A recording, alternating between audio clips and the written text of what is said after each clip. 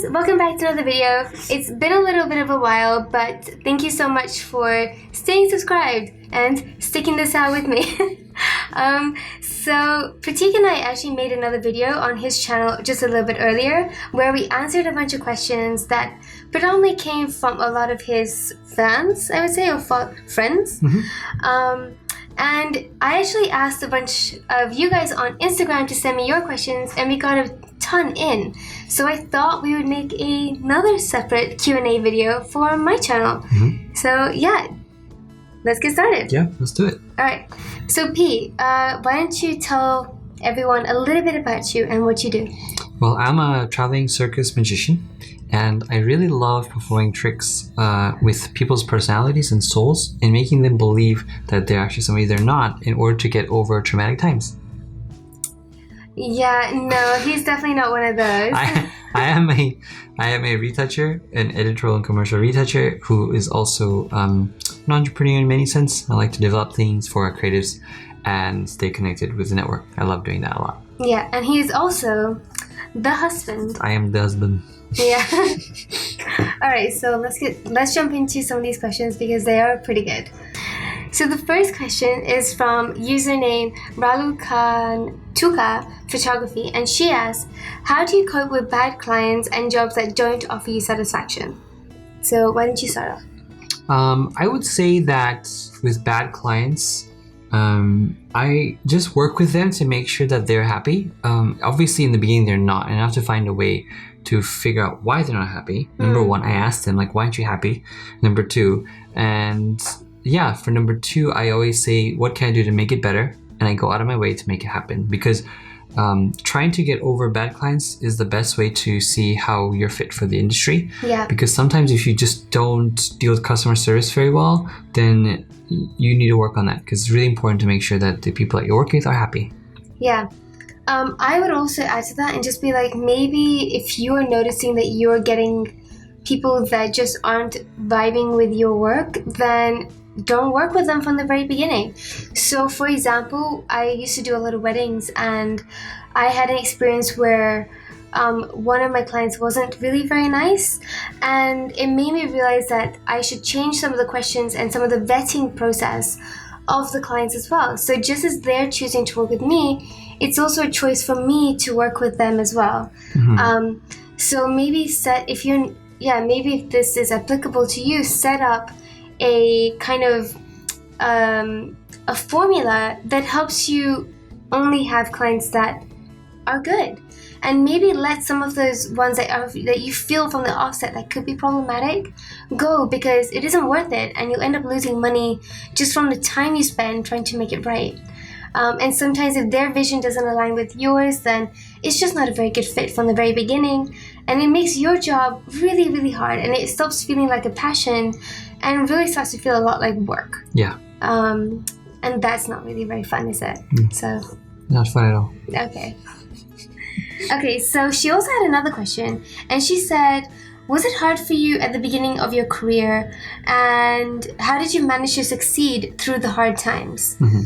Yeah, it's hard for everybody. Yeah. Isn't it? Like, I feel like it's hard for everybody, not just at the beginning of the career, but actually the more you carry on, I sometimes feel like it's harder because, you get more work, and managing life-work balance is really, really, really tough. But yeah, at the beginning of the career, it was really a little bit difficult, but I think it's actually probably more difficult now. So get stuck in there. And how do you manage to succeed through the tough times? I think I always keep in mind the bigger picture. Like, why am I doing this? What am I trying to gain from this? And am I happy? Like, even while I'm here stuck working till like 4 a.m, haven't slept, still in my pajamas, which I've been in for 2 days straight. Am I happy? And is this what I want to be doing? Then yeah, that's the feeling that keeps me going through. Yeah, absolutely. I think I'm the same way as you. Yeah? Yeah. Okay. Are you copying out and just copying my answers? No, I think I agree with that totally. So okay. Yeah. Okay, so Cassandra says you also make all the costumes yourself? ? No, I don't actually. So sometimes I do, I don't know when I last made one, but when I have like loads of flowers left over, I'll definitely like glue them onto clothes and stuff I find from thrift shops and make it happen and definitely make it my own. But I also work with a lot of designers, so whenever I find creative people out there whose work I really admire, I reach out to them and ask if we can collaborate, or sometimes I like rent some of their pieces because I pay it forward. And pay for that as well, because it's so nice to support somebody else in the industry too. But yeah, sometimes it's my own, and sometimes I just hire or collaborate with other designers. Well, I don't make any dresses, so that answers that question. Sorry. Do you make your own clothes? Yes, I do. Okay. All right. Let's have a look. So the next question is, I would love to learn how to expand the background to make it look wide angle. So actually, you could answer this.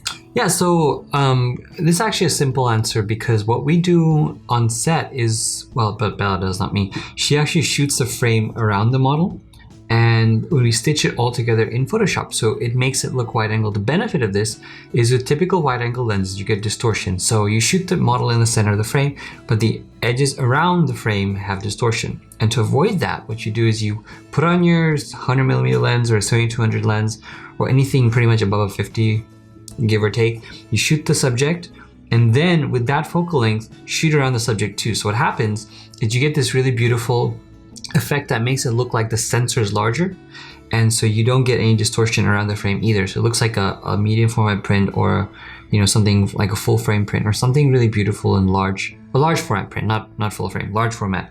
And you don't get distortion, and you get a wider perspective too. Yeah, so this is usually a great time to be using a tripod.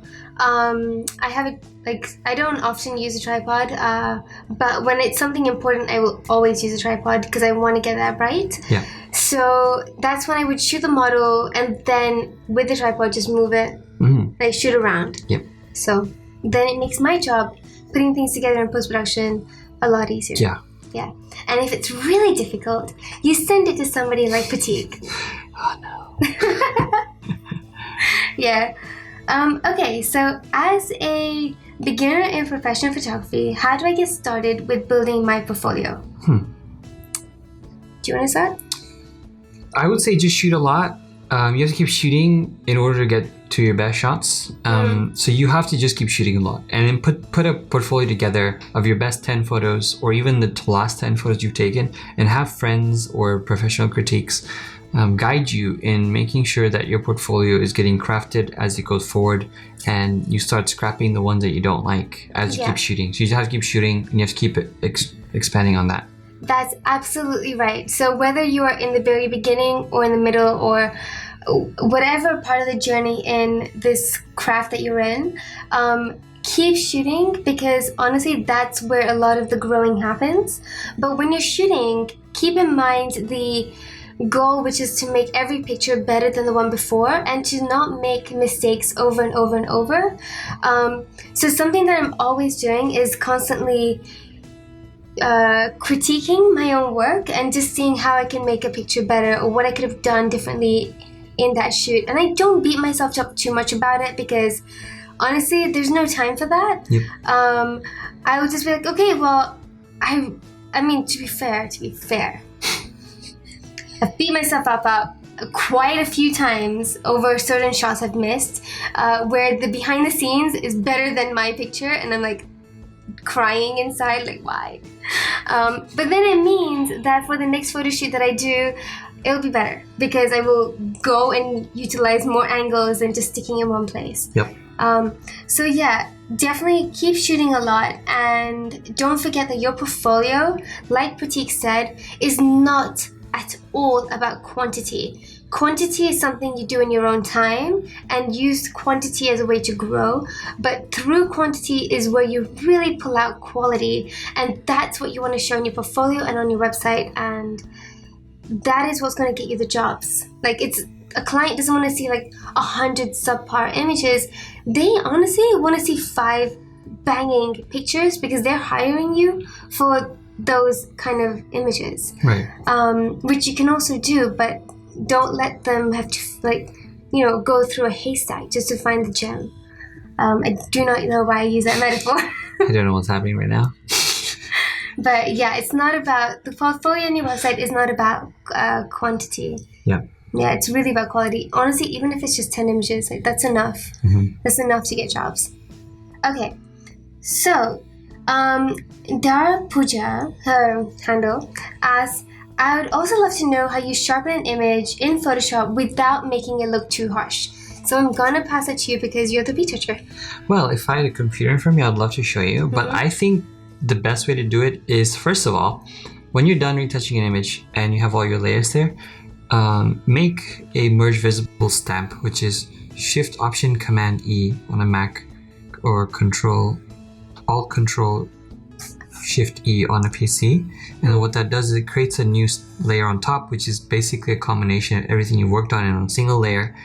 On that layer, I go to Filter, Sharpen, Unsharp Mask, and there I use a radius of like 0.5 pixels at 150% as a ground base.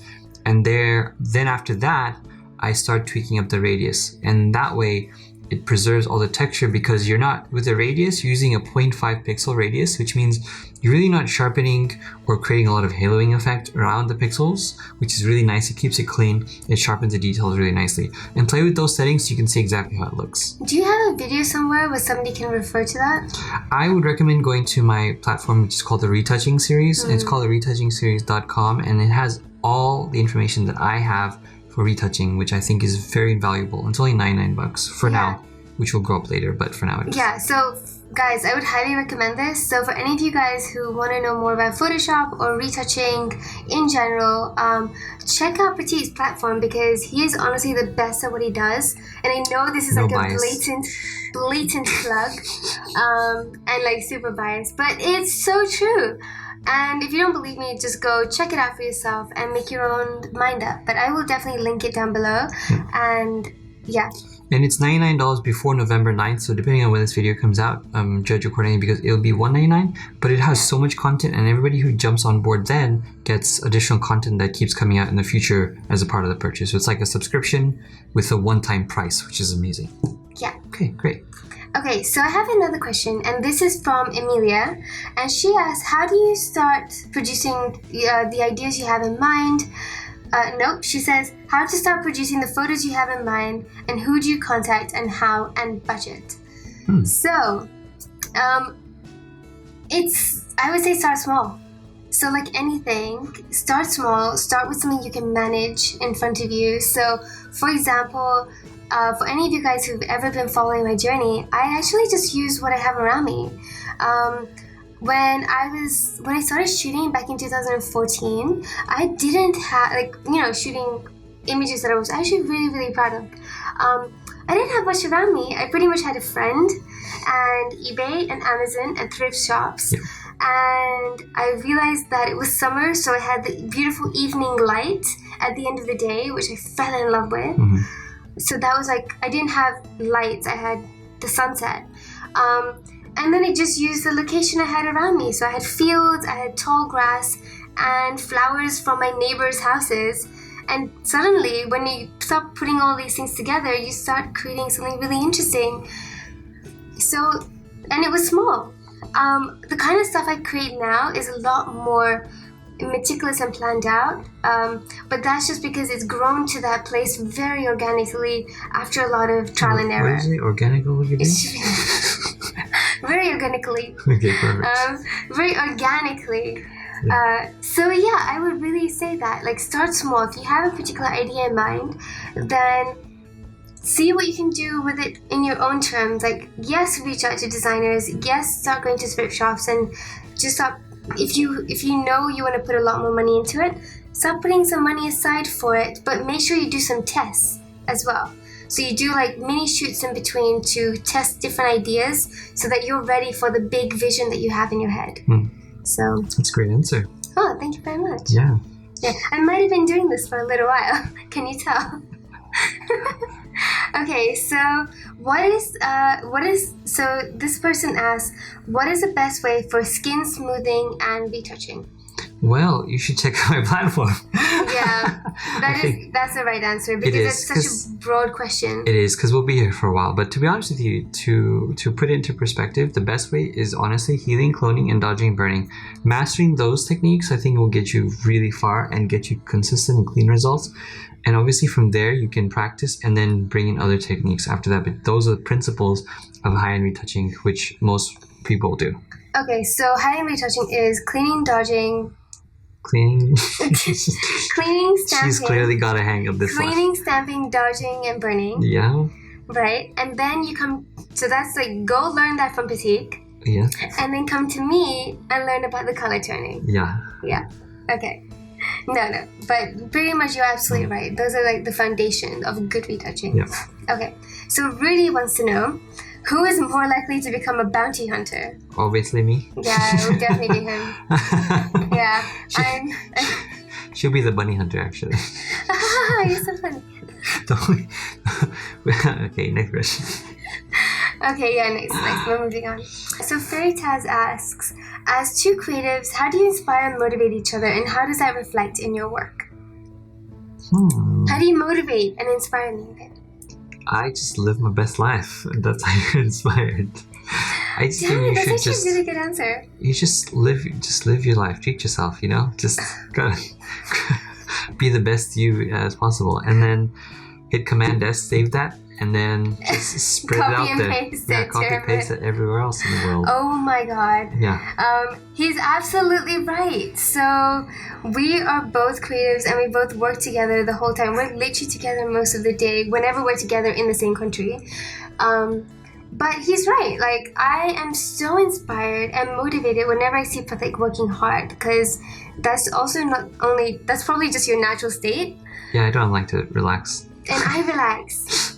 So we teach each other some things. So I teach him to chill out and be present in a moment, I hope. Aren't I pretty chill? Are you? Yes, really chill. Okay. Okay, so thank you so much for your questions and for watching the video. Pratik, if anybody wants to follow you, how will they find you?